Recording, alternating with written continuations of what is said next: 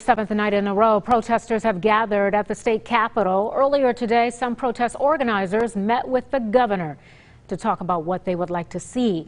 Our Rochelle Turner has been following the protest all week long. Rochelle, how is tonight different from previous nights?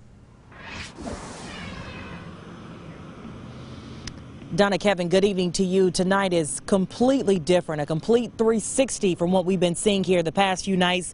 Take a look for yourself. The Capitol, the Arkansas State Capitol, is empty. We did see a couple of people here just a few minutes ago, but they were walking to their car or walking in a different direction.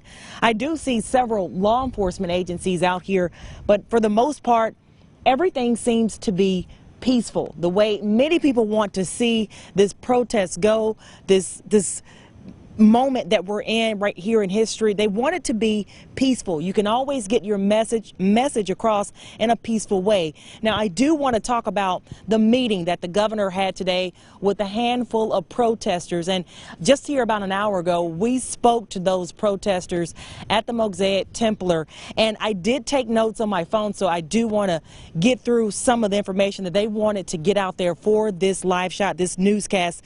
That meeting was supposed to be an hour with the governor. It lasted almost 2 hours. And while those organizers say that everything, they were grateful that the governor met with them, they said that there are still a lot of things that needs to be addressed.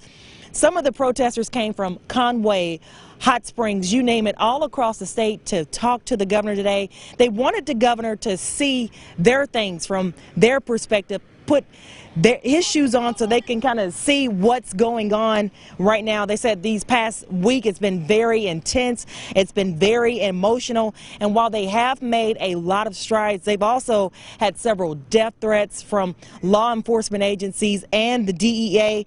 And they said even though they feel like they're doing the right thing, they still feel like they're being reprimanded. And today they met with the governor and they said it was very intense. Now, the governor, he kind of talked a little bit about it's important for him to understand how they feel. They're very angry, they're frustrated, but he also addressed how the protest was handled with them here in the past few days and steps that they can do to improve here in the coming days. They want to see improvements with police accountability, the criminal justice system, and training of police.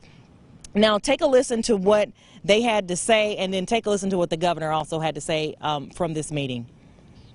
Wanting him to, if you want to help bridge the gap, you need to be with us, and we need to be with you. You can't do it with just two, because we're all different. We all have different backgrounds, and our city is very diverse, which is amazing and beautiful. It's a melting pot, and in order for us to bridge that gap culturally, he needs to be with us all the time. He needs to be with us, and that was like one of the biggest things that we asked of him is just take your politics out of this for a second. Step back, take your politics out of this for a second. You speak with your heart, be human, and he couldn't even do that. I hope that we can take some action on in the future in terms of looking more closely at how we can enhance the professionalism, that we can enhance the training and accountability, racial sensitivity of our law enforcement, and make sure that's reviewed not just by those in law enforcement but also by community leaders. And so I think there's more work to be done there.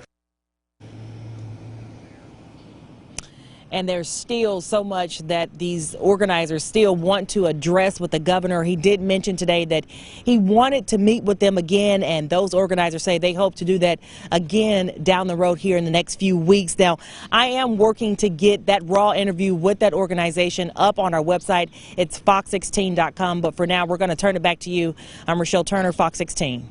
Rochelle, real quick, don't go anywhere, because I want you to clarify something for myself and Don as well as our viewers. You mentioned that the protesters told the governor that they were receiving death threats from law enforcement and DEA. Is that what happened, or am I wrong here?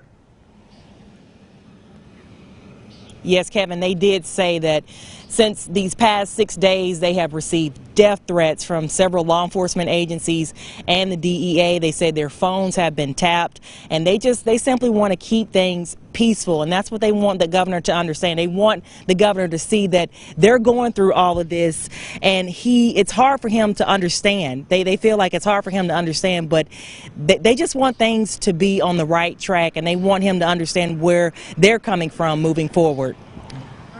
Rochelle Turner. Wow. Hope that's being investigated. All right. Yeah.